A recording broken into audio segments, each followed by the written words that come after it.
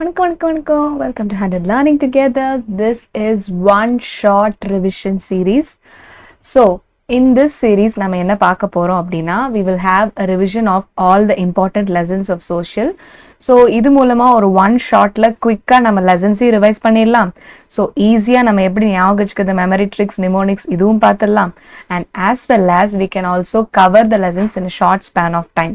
So, நம்ம public exams வேற timetable வந்துருச்சு. It is nearing. So, I know how stressed you are all. But அவ்வளோ stress ஆகிக்க வேண்டிய அவசியமே இல்லை. Social is very, very interesting and very, very easy and easily scoring part.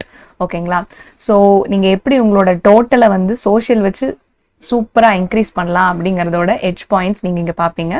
So this is very very useful for you. So please watch it from end to end. So கம்ப்ளீட்டாக watch பண்ணுங்கள் so that you will be getting benefitted from this series. Okay, shall we go to the video guys? So இந்த சீரீஸில் unit 6 is over. Now we are stepping towards unit 7.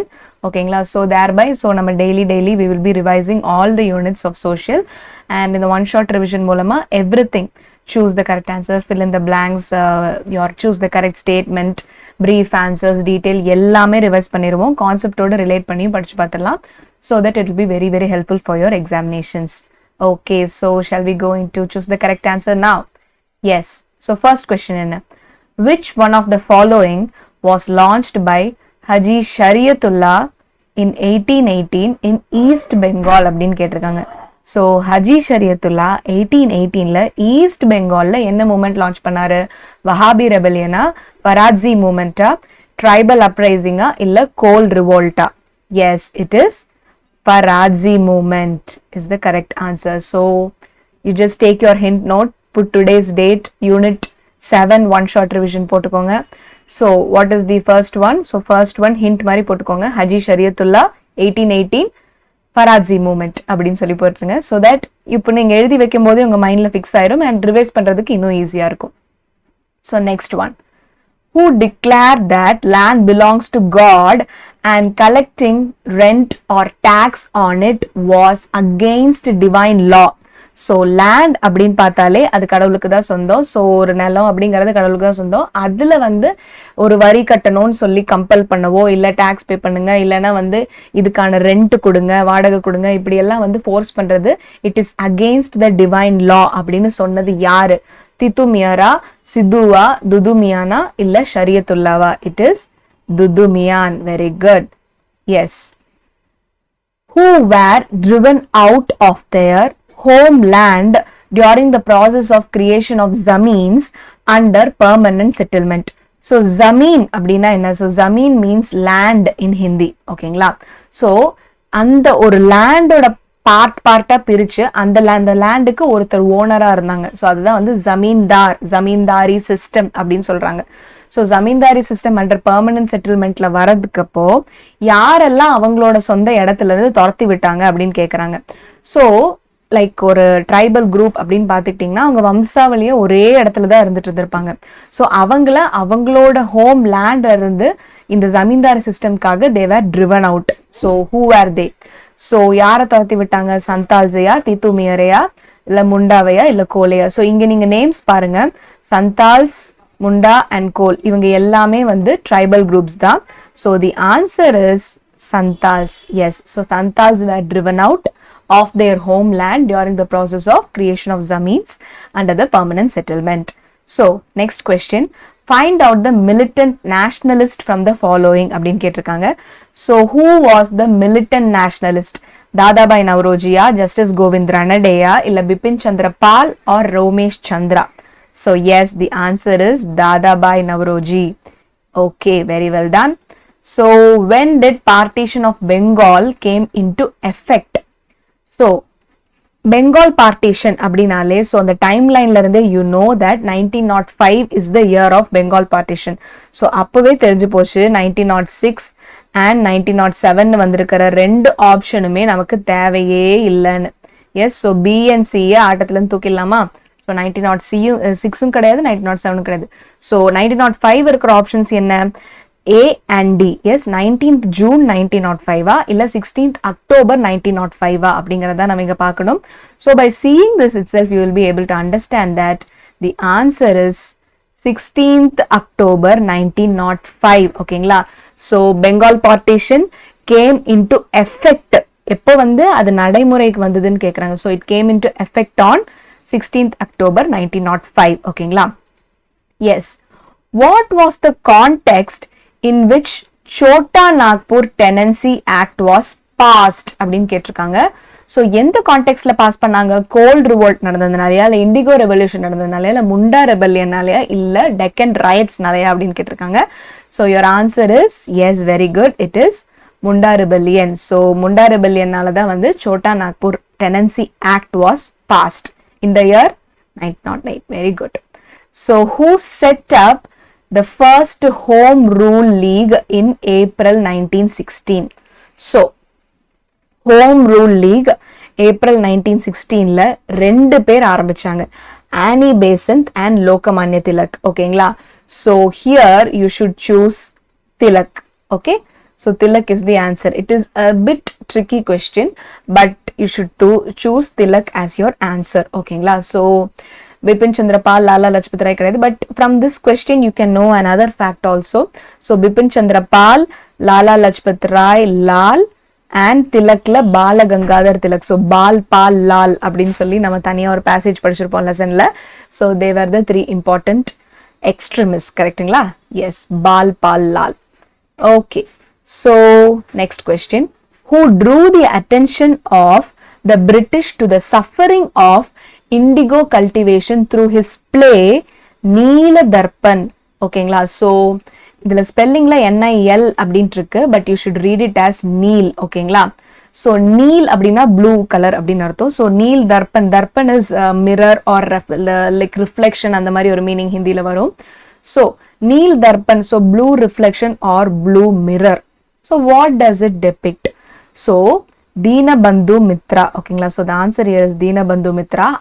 அவரோட நாடகங்கள் place மூலமா he has tried or he has attempted to depict the suffering of the farmers who were forced to cultivate indigo plants. So indigenous இந்தியால இருக்கிற farmers அவங்களோட சொந்த லேண்ட்ல அவங்களால அவங்க நினைச்ச கிராப்ஸை கல்டிவேட் பண்ண முடியாது. they were very much forced to cultivate indigo. ஓகேங்களா. ஸோ இண்டிகோங்கிறது இந்த ப்ளூ கலர் பார்த்துருக்கீங்களா, இப்போ நம்ம ஸ்கிரீன்ல இருக்குல்ல. So this is the indigo color. ஓகேங்களா. So the dark blue colour. So இந்த கலர்ல ஃப்ளவர்ஸ் வரும் அந்த பிளான்ட்ஸ்ல இருந்து. ஸோ அந்த பிளான்ட்ஸ்ல இருந்து வர ஃப்ளவர்ஸ் வச்சு டை தயாரிச்சு for the clothes and for the sweaters and for the needles, எல்லாத்துக்குமே ஃபார் த லெதர் குட்ஸ், ஐ மீன் ஏதாச்சும் ஒரு பெயிண்ட் பண்றதுக்காகட்டும், இந்த மாதிரி எல்லாமே அந்த ஃப்ளவர்ஸ்ல இருந்து டை எடுத்து எக்ஸ்ட்ராக்ட் பண்ணி யூஸ் பண்ணுவாங்க. ஸோ நம்ம இந்தியா வந்து ஒரு ஹியூஜ் பிளேஸா போச்சு, ஏன்னா இங்க லேபரும் சீப்பு, லேண்டும் நிறைய இருக்கு. ஸோ அதனால இந்தியன் ஃபார்மர்ஸ்க்கு எல்லாத்தையும் ரொம்ப ஃபோர்ஸ் பண்ணி வயலண்டா பிஹேவ் பண்ணி நீங்க இண்டிகோ கல்டிவேட் பண்ணி தான் ஆகணும் அப்படின்னு சொல்லி they made us to cultivate indigo. அது மூலமா ஃபார்மர்ஸ் எல்லாம் ரொம்பவே சஃபர் ஆனாங்க. அவங்களுக்கு நினைச்ச ரிட்டர்ன்ஸும் கிடைக்கல, அவங்களுக்கு தேவையான வந்து ப்ராஃபிட் ஆகட்டும், அவங்களோட லேண்ட்லயே அவங்களுக்கு பிடிச்ச கிராப்ஸ், அவங்களுக்கு என்ன நல்ல ரிட்டர்ன்ஸ் கொடுக்குமோ அந்த கிராப்ஸ் விளைவிக்க முடியல. அதோட அவங்களுக்கு ஃபுட்டே இல்லை. இண்டிகோ மட்டும் கல்டிவேட் பண்ணி பண்ணி என்ன பிரயோஜனம், அவங்களுக்கு சாப்பிட்றதுக்கு கூட ஃபுட்டு கிடைக்கல. ஸோ சில ஃபார்மர்ஸ் எல்லாம் வந்துட்டு like they will be having a subsistence farming method. Subsistence ஃபார்மிங்னா நான் ஜியாகிரபியில் ஆல்ரெடி உங்களுக்கு சொல்லியிருக்கேன். அவங்க வந்து அவங்களோட ஃபேமிலிக்கும் அவங்களுக்கு சுற்றி இருக்கவங்க எவ்வளோ தேவையோ அதை மட்டும் விளைச்சு அதை கல்டிவேட் பண்ணி அதை மட்டும் இது பண்ணிப்பாங்க. So it is called as subsistence farming. ஓகேங்களா. எஸ். ஸோ அந்த மாதிரி சப்சிஸ்டன்ஸ் ஃபார்மர்ஸாக இருக்கிறவங்களுக்கு இன்னுமே கஷ்டம். ஓகேங்களா. ஸோ அதனால வந்து they were suffering a lot and that is why this இவங்களோட சஃபரிங் எல்லாமே நம்ம எப்படியாச்சும் வெளிச்சத்துக்கு கொண்டு வரணும்னு சொல்லி Dinabandhu Mitra depicted through his play Neel Darpan. ஓகேங்களா. ஸோ இப்போவே நோட்ல எழுதி வச்சுக்கோங்க. Neel Darpan, Dinabandhu Mitra, indigo cultivation. Okay. Yes. So குயிக்காக ஒரு தடவை சூஸ் த கரெக்ட் ஆன்சர் எல்லாத்தையும் ரிவிஷன் பண்ணிடலாம். So first one Shariatullah 1818 Faraizi movement. Okay. Then land belongs to God, அதுல டாக்ஸ் போடக்கூடாது அப்படின்னு சொன்னது யாரு? துதுமியன். Very good. ஸோ ஜமீன்ஸ்ல கிரியேட் பண்ண பெர்மனன்ட் செட்டில்மெண்ட்காக யாரை துரத்தி விட்டாங்க? சந்தால்ஸை. Super. And then find out the militant nationalist from the following. யார் மிலிட்டன்ட் நேஷனலிஸ்ட்? இது Dadabhai Nowroji. And when did Bengal partition came into effect? It was in 1905 October 16th. ஓகேங்களா. And then what was the context in which Chota Nagpur Tenancy Act was passed? So this act was passed under the context of Munda rebellion. And then you have who set up the first home rule league in April 1916 அப்படின்னு கேட்டிருக்காங்க. So it was Balagangadhar Tilak. So Lokamanya Balagangadhar Tilak and Annie Besant together set up the movement. You should choose Tilak as your answer here. And who drew the attention of the British to the suffering of the indigo cultivation? So அடுத்த hint நான் சொல்லியிருக்கேன் already. Indigo cultivation, Neel Darpan, your Deenabandhu Mitra. Yes? Okay. So next we are going towards fill in the blanks. Yes, everybody. So first question paranga. So first question in your fill in the blanks. So dash was an anti-imperial and anti-landlord movement originated in and around 1827. So 1827 in and around. So ஏறக்குறைய அந்த 1827 அரவுண்ட்ல என்ன moment start பண்ணாங்க? அந்த movement வந்து anti imperial and anti landlord. So imperialism நம்ம இந்தியாவில் யார் imperialism பண்ணாங்க? ஸோ பிரிட்டிஷ் தான் பண்ணாங்க. So they had their colonies set up here. So அவங்களோட மார்க்கெட் பர்பஸ்க்காக அவங்களோட கூட்ஸ் இங்க வந்து ரொம்ப ஹை பிரைசஸ்க்கு வித்து, இங்க இருக்கிற கூட்ஸ் எடுத்துட்டு போய் அங்க லோ பிரைசஸ்க்கு வித்து, அந்த மாதிரி மார்க்கெட் பர்பஸ்க்காக அவங்களோட காலனிஸ் எல்லாமே இந்தியாவில் எஸ்டாப்ளிஷ் பண்ணியிருந்தாங்க. இம்பீரியலிசம்னா என்னன்னு சொல்லியிருந்தேன், ஒரு கண்ட்ரி இன்னொரு கண்ட்ரி மேல அவங்களோட சோஷியல், பொலிட்டிக்கல் அண்ட் எக்கனாமிக் பவர்ஸை அப்படியே வந்து கண்ட்ரோல் பண்றது. எஸ், ஸோ பிரிட்டிஷ் என்ன பண்ணாங்க? அவங்களோட social powers, economic powers and political powers எல்லாமே, ஸோ அரசியல் ரீதியாகவும் அவங்க தான் இருந்தாங்க, கவர்மெண்ட் ரீதியாகவும் அவங்க தான் இருந்தாங்க, ஸோ பொலிட்டிக்கலா அவங்க தான் பவுண்டரி செட் பண்ணாங்க. அண்ட் ஆல்சோ வந்து எக்கனாமிக்கலா நாம என்ன மார்க்கெட்ல விற்கணும், நாம என்ன நம்மளோட வயல்ல அறுவடை பண்ணோம் முதற்கொண்டு அவன் தான் டிசைட் பண்ணான். ஸோ அதனால அவங்க ஒரு இம்பீரியலிசம் ஃபார்ம் பண்ணாங்க. எஸ், ஸோ இந்த இம்பீரியலிசமுக்கு அகேன்ஸ்டா anti imperialism and anti landlord movement எது அப்படின்னு கேட்டிருக்காங்க. So what is the answer? It is Wahhabi. Very good. So Wahhabi rebellion was an anti-imperial and anti-landlord movement which was originated in and around 1827. Okay, la? So Wahhabi rebellion is your answer. So next one, dash, which was the major tribal revolt which took place in Chota Nagpur Plateau region. So Chota Nagpur Plateau region la major tribal revolt edu? Yes, it is Kol revolt. So Kol tribes oda revolt da vandu major tribal revolt. Okay la? Yes. So next one, அதே Chota Nagpur region பத்தி தான். So dash act restricted the entry of non-tribal people into the tribal land. So tribal people மட்டும்தான் tribal landல இடம், non-tribal people வரக்கூடாது அப்படின்னு சொல்லி யாரு restrict பண்ணாங்க? So it was the Chota Nagpur Tenancy Act. ஓகேங்களா? So through which act? So it was through Chota Nagpur Tenancy Act. ஓகேங்களா? Yes. Okay. So next one, Chota Nagpur Act was passed in which year? So and the act எப்போ pass பண்ணாங்க? So 1908ல pass பண்ணாங்க. Okay, so next question. Yes, நம்ம ஆதவன் மூவில வந்து வடிவேலோட பேர் S Banerjee அப்படின்னு ஒரு சொல்லுவார்ல. ஸோ நான் 10th படிக்கும்போது அந்த மூவி ரிலீஸ் ஆயிருந்துச்சு. ஸோ நான் அப்படிதான் ஞாபகம் வச்சுக்கிட்டேன். அந்த காமெடி நீங்க யாராவது பார்த்துருந்தீங்கன்னா you could have been able to relate it. So W.C. Banerjee was elected as the president of Indian National Congress in the year 1885. Okay, la? Yes. So you can put it in your hint note, put it across like W.C. Banerjee, INC, Indian National Congress, 1885. Okay, la? Yes. So Banerjee was the president of Indian National Congress in 1885. Okay. So first la ஒரு quick recap பார்த்தலாமா? Fill in the blanks. So first one, anti-landlord, anti-imperialism movement in and around 1827 எது? Wahhabi rebellion. And next one, the major tribal revolt which took place in the Chota Nagpur Plateau region எது? Kol revolt. Very good. And then you have your act, Chota Nagpur Tenancy Act was the act which was restricting the non-tribal people into the tribal land. Okay, la? So the Chota Nagpur Act was passed in which year? It was passed in 1908. W.C. Banerjee was elected as the president of Indian National Congress in 1885. Super.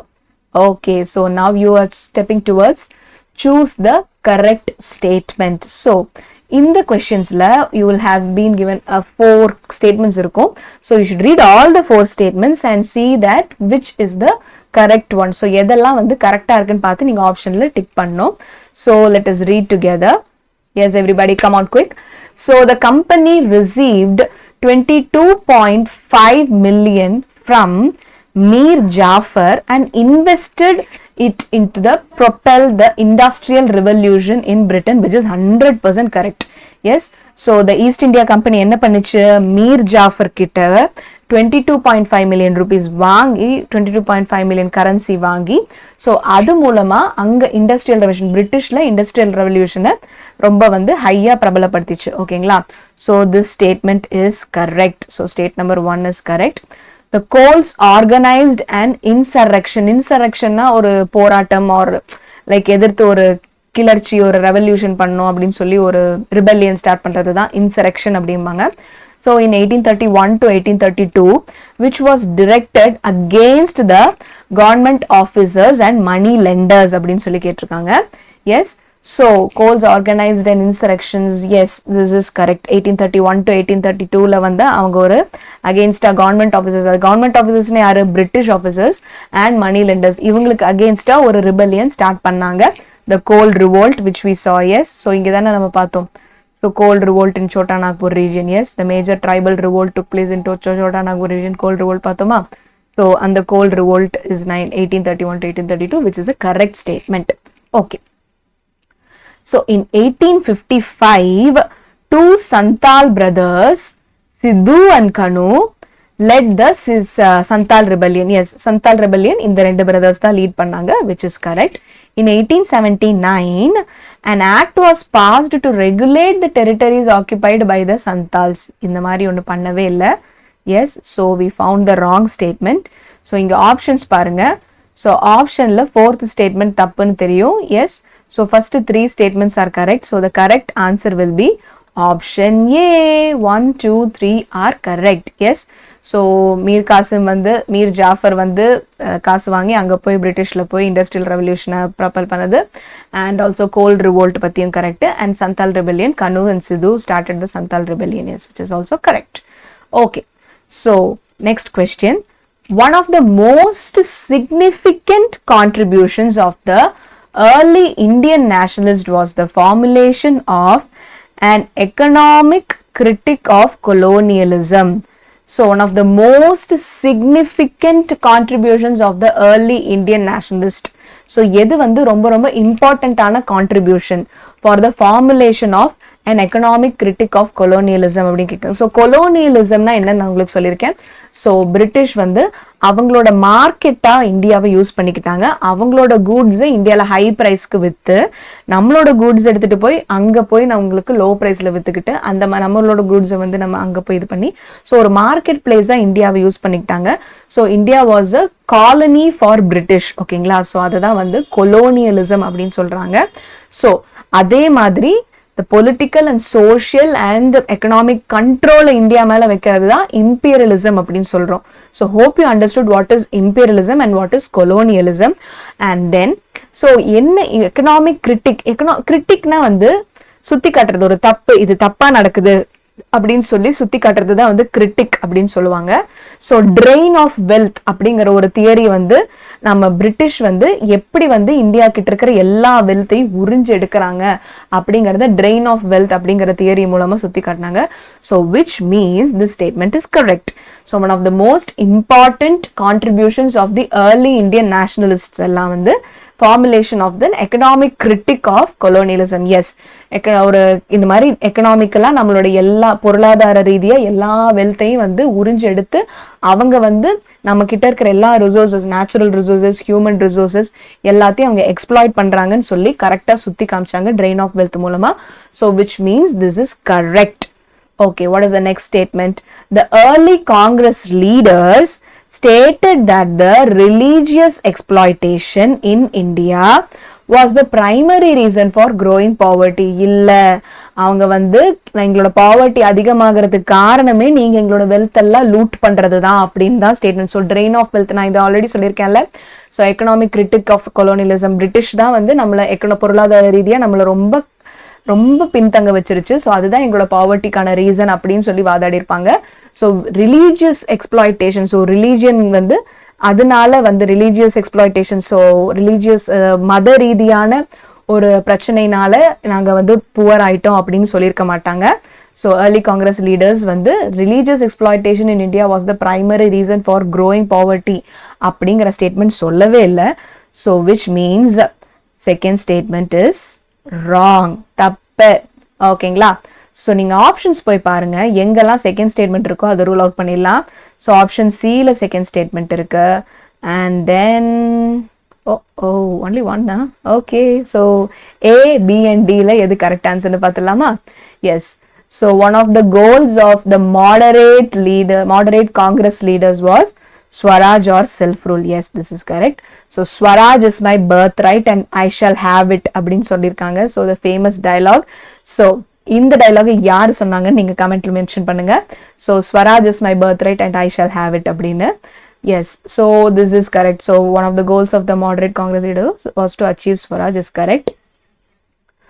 The objective of partition of Bengal was to curtail the Bengali influence and weaken the national movement.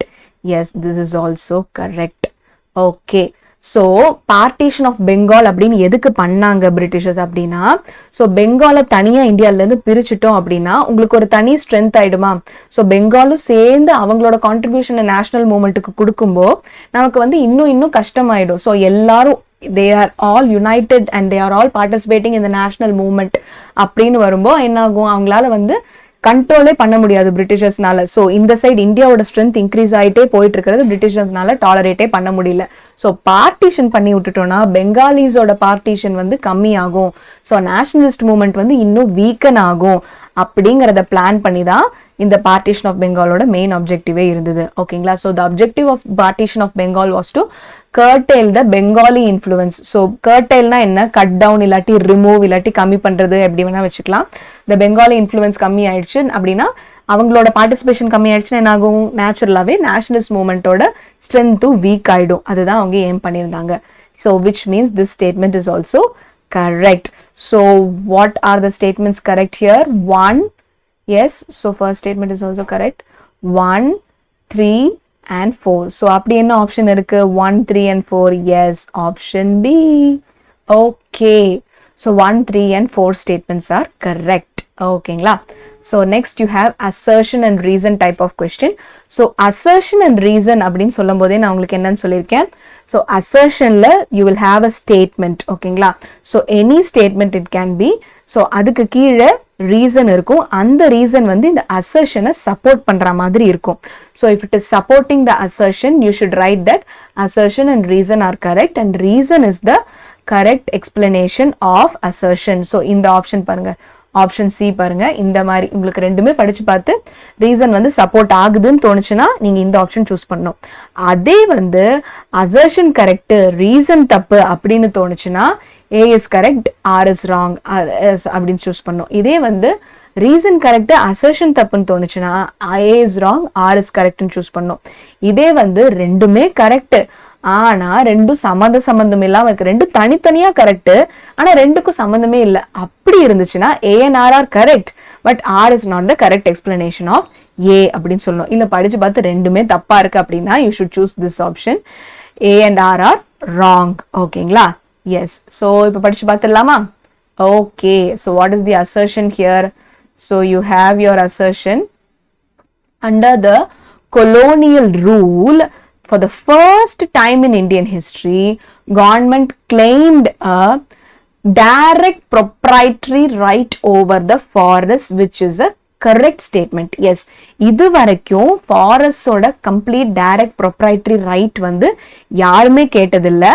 So this was under the British colonialism. அவங்க தான் வந்து first ஃபாரஸ்டோட complete control வந்து எங்களுக்கு வேணும்னு சொல்லி direct proprietary right வந்து எங்களுக்கு வேணும்னு சொல்லி அவங்க தான் கிளைம் பண்ணாங்க. So this is a correct statement. Assertion is correct. Reason, planters used intimidation and violence to compel the farmers to grow indigo.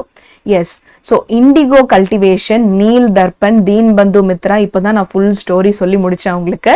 So indigo வந்து கல்டிவேட் பண்ணி தான் ஆகணும்னு சொல்லி ஃபார்மர்ஸை வந்து ரொம்பவே கம்பல் பண்ணி தே லைக் வயலண்டா ரொம்ப வந்து அடிச்சு ரொம்ப கம்பல் பண்ணி அவங்களால அவங்களோட கிராப்ஸை கூட க்ரோ பண்ண முடியாம எப்படி வந்து அவங்கள சஃபர் பண்ண வச்சாங்கிறத வந்து தீனபந்து மித்ரா வந்து அவரோட நாடகம் மூலமா நீல் தர்பன்ல டெபிக்ட் பண்ணிருப்பாருன்னு சொல்லி பார்த்தோம். So which means planters used intimidation and violence to compel the farmers to cultivate indigo. This statement is correct. Okay, so reason is also correct. But இது ரெண்டையும் படிச்சு பாருங்க, உங்களுக்கு ஏதாவது சம்பந்தம் இருக்கா? அசர்ஷன் ஃபாரஸ்ட்டை பத்தி பேசுது, ரீசன் ஃபார்மர்ஸை பத்தி பேசுது. ஓகேங்களா? ஸோ இங்க இண்டிகோ கல்டிவேஷன் பத்தி பேசியிருக்காங்க, அங்க வந்து டைரக்ட் ப்ரொப்ரைட்டரி ரைட் பத்தி பேசியிருக்காங்க. So which means assertion and reason both are correct. But ரெண்டுமே சம்பந்தமா இருக்கு, சம்பந்தம் இல்லாம இருக்கு, irrelevant இருக்கு. So you should choose which option. A and R are correct, but R is not the correct explanation of A அப்படிங்கிற option தான் choose பண்ணோம். ஸோ ரெண்டுமே கரெக்டா இருக்கு, ஆனா இதுக்கும் அதுக்கும் சம்மந்தம் இல்லாம இருக்குன்னா இந்த A ஆப்ஷனை தான் சூஸ் பண்ணோம். Assertion and reason are correct, but reason is not the correct explanation of assertion.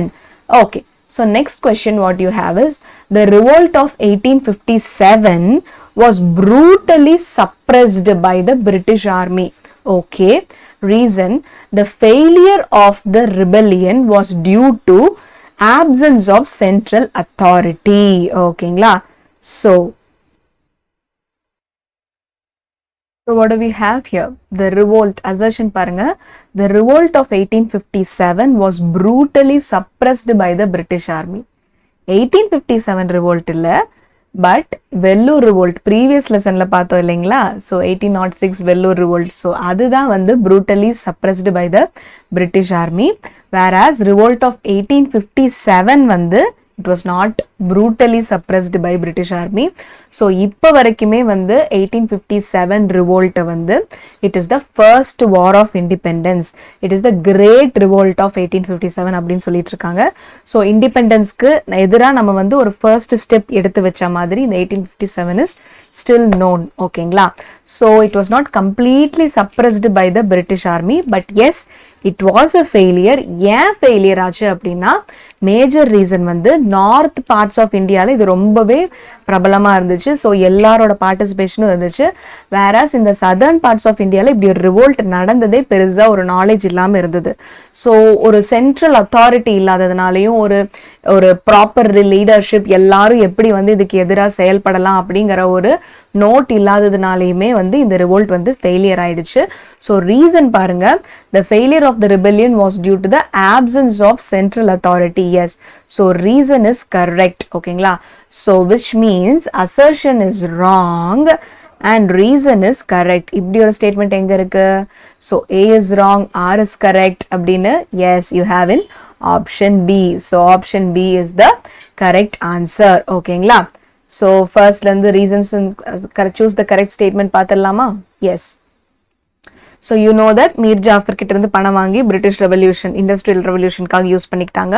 Goals வந்து 1831 இருந்து 1832 அவங்களோட ரிவோல்ட் நடத்தினாங்க against the British government officers and money lenders, which is correct. And third point வந்து Santhal rebellion வந்து Kanhu and சித்துனால start ஆச்சு, கரெக்ட். So 1879 Santhal டெரிட்டரிஸ்க்காக ஒரு ஆக்ட் அப்படின்னு நடக்கவே இல்லை, so which is wrong. So 1, 2, 3 statements are correct. And then நீங்க பாத்தீங்கன்னா one of the most significant factor in a drain of wealth, economic critic அவங்க வந்து சுத்தி காமிச்சது வந்து ரொம்ப ரொம்ப important. so இது correct.